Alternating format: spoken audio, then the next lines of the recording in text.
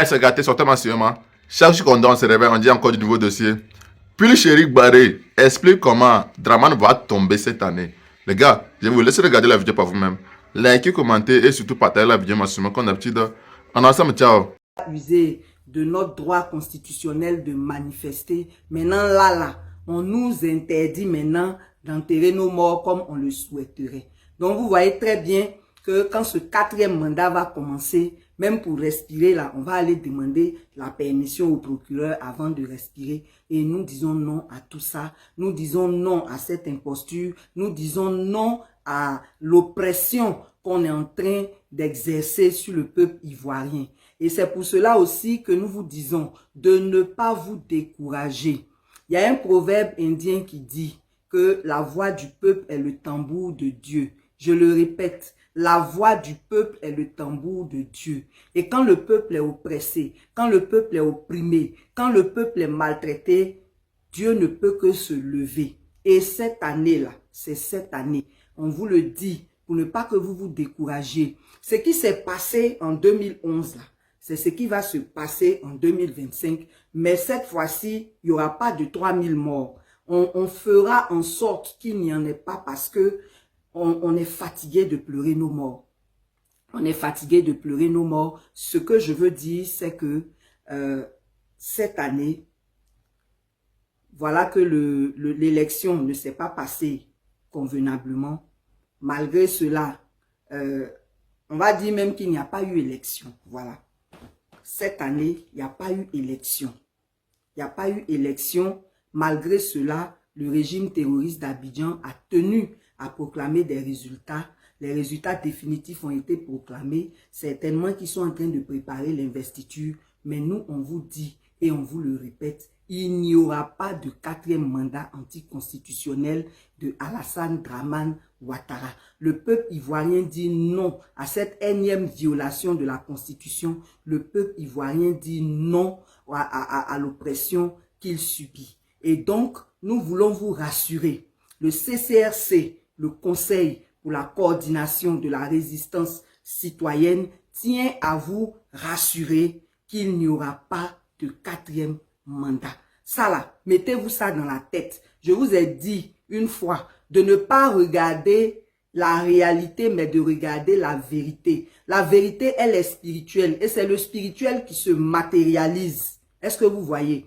Vous voyez que le Conseil constitutionnel a proclamé les résultats définitifs. Il y a certains même qui commencent déjà à féliciter, certainement qui sont en train de préparer l'investiture. Mais tout ça ne doit même pas vous affecter. Retenez 2 choses. Il n'y aura pas de 4e mandat. Nous n'entrerons pas en 2026 avec Alassane Dramane Ouattara au pouvoir en Côte d'Ivoire parce que nous sommes fatigués de ce régime terroriste qui traite les autres de terroristes. Il faut que ce soit clair. Et à cet effet, nous voulons vraiment dire merci à tous ceux qui soutiennent la résistance et vous demander de continuer de soutenir la résistance. Je veux vraiment dire particulièrement merci à un groupe de cyberactivistes que je ne vais pas nommer, de cyberactivistes à l'étranger qui, dans la diaspora, qui ont cotisé pour participer à la résistance citoyenne et évidemment à tous ces anonymes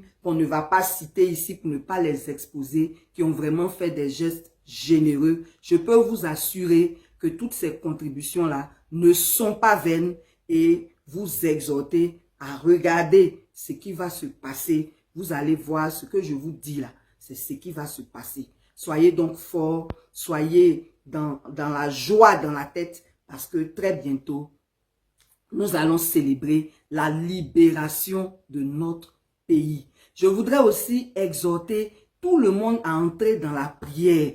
Vous savez, le régime terroriste s'est enraciné à coups de sacrifices, à coups de rituels, et il faut qu'on le déracine sur tous les plans. Voilà. Ceux qui sont chrétiens, priez, quelle que soit votre religion, priez. Quelle que soit votre religion, si vous êtes en accord avec la résistance, priez beaucoup. Et n'oubliez pas, je vous ai dit que tous les lundis à 5h30 du matin, c'est les libations. Voilà, il faut que la terre de Côte d'Ivoire refuse de boire davantage le sang des enfants de Côte d'Ivoire et il faut que la terre de Côte d'Ivoire engloutisse nos ennemis, engloutisse les ennemis de notre paix, les ennemis de notre joie, les ennemis de notre prospérité. Voilà, donc il faut vraiment poursuivre avec la prière.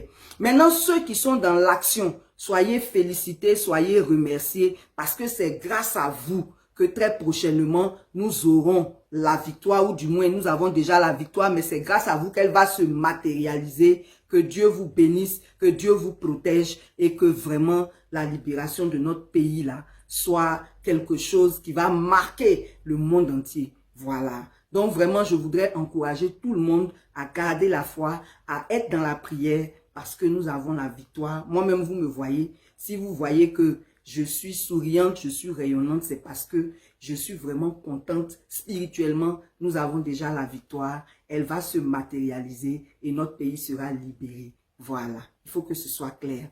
L'autre chose qu'on voudrait dire, qui est très importante, ça concerne les cyberactivistes. Vraiment, le travail que vous faites est formidable. Les médias publics étant caporalisés, il ne reste que la toile pour s'exprimer librement sur ce qu'on pense de ce qui se passe dans notre pays. Et vous faites vraiment un travail de conscientisation et de mobilisation formidable. Mais il y a des aspects sur lesquels je voudrais vraiment vous interpeller. Ce sont certaines prises de position qui ne sont pas en faveur d'une libération rapide de notre pays. Qu'est-ce que je veux dire? Il y a certains cyberactivistes qui, quand ils sont lancés dans leurs vidéos, s'oublient parfois et disent des choses qui sont très graves et qui parfois permettent à l'ennemi de mieux s'organiser. Il faut éviter ça.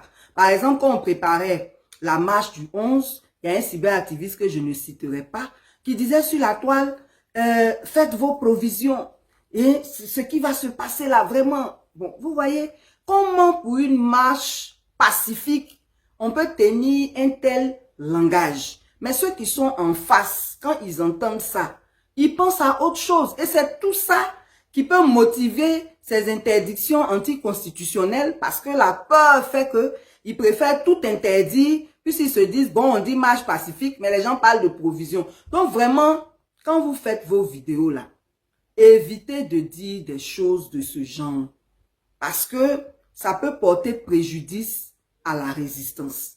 Alors que la résistance doit travailler vraiment en vue de pouvoir surprendre l'ennemi.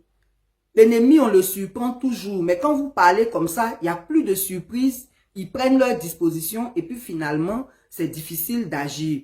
Donc, je voudrais vraiment vous exhorter à cela. Il y a des gens qui m'ont interpellé, je leur ai dit, ah, moi, je ne suis pas en contact avec tous les cyberactivistes. Donc, je ne peux pas appeler quelqu'un qui est libre de dire ce qu'il veut sur sa caméra pour lui donner des conseils. Donc, je viens ici dire, en tout cas pour tous ceux qui sont pour la résistance, faites attention à ce que vous dites sur les réseaux au risque de compromettre notre libération rapide. Je pense qu'on se comprend. Je vais m'arrêter là. Sinon, vous faites un travail formidable. Que Dieu vous bénisse. Voilà. Le troisième point qu'on veut aborder ce mardi, c'est par rapport à cette affaire de terrorisme. On en avait parlé une fois, mais on va revenir dessus en ajoutant encore quelque chose. On avait dit qu'en réalité, nous sommes dirigés par des terroristes parce que ce sont des hors-la-loi. Les terroristes là, ils sont hors-la-loi.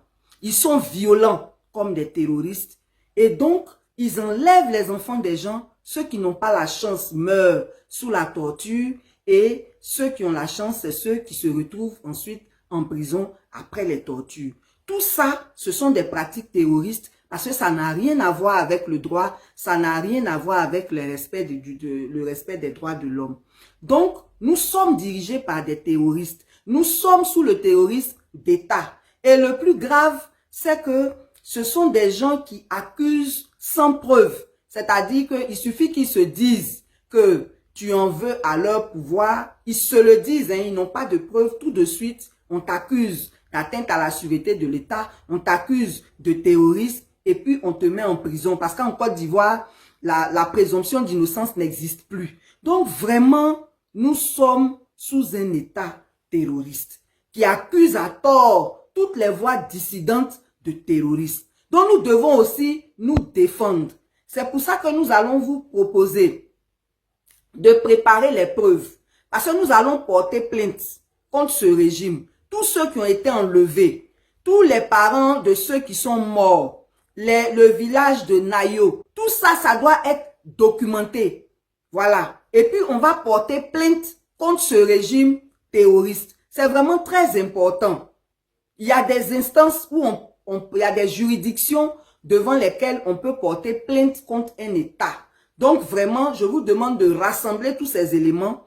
La prochaine fois que je viendrai vers vous, je vais vous dire le numéro ou le mail sur lequel il va falloir verser toutes ces situations, toutes ces preuves-là, pour que nous puissions monter le dossier afin de porter plainte contre les terroristes qui accusent les autres de terrorisme. C'est vraiment très important. Vous avez vu ce qui s'est passé avec Damana Picasse, mais avant lui, il y a eu beaucoup de cas. Le cas de Gala Kolebi, le cas de Ziggy, le cas de moi-même, mes amis, le couple qu'on a pris là. Hein? Tout ça, ce sont des cas de terrorisme d'État. Il faut que ce soit clair et on ne doit pas se laisser faire. C'est vrai, le pays sera libéré, mais il faut que la justice s'applique également. Voilà pourquoi je vous demande de mobiliser toutes les preuves afin que nous puissions monter ce dossier-là et porter plainte contre Alassane Dramane Ouattara et tous ceux qui travaillent avec lui pour terrorisme d'État. C'est très important. Vous avez entendu ce qui s'est passé à Yassap. Ils sont venus attaquer le village. Parce que malheureusement, comme on est dans le terrorisme d'État, en plus des forces régulières, il y a des milices qui sont utilisées et qui parfois s'habillent dans les tenues de nos forces de l'ordre. Du coup, il y a une confusion. Il y a une confusion énorme qui se fait, mais c'est forcément avec l'autorisation des autorités en place que tout ceci se passe. Donc vraiment, c'est à ça que je veux vous appeler. On va mobiliser les preuves pour pouvoir porter plainte contre Alassane Dramane Ouattara et tous ceux qui travaillent avec lui dans ce terrorisme d'État. C'est vraiment très important. Donc, on ne va pas être long. Tout ce qu'on veut vous dire, haut les cœurs, croyez en la résistance citoyenne, continuons d'être solidaires de la résistance citoyenne et surtout, soyons sûrs et certains que notre pays sera libéré cette année. Cette année, c'est cette année. Voilà. Donc vraiment, excellente semaine à tout le monde. Que Dieu bénisse votre semaine, que Dieu vous protège et soyons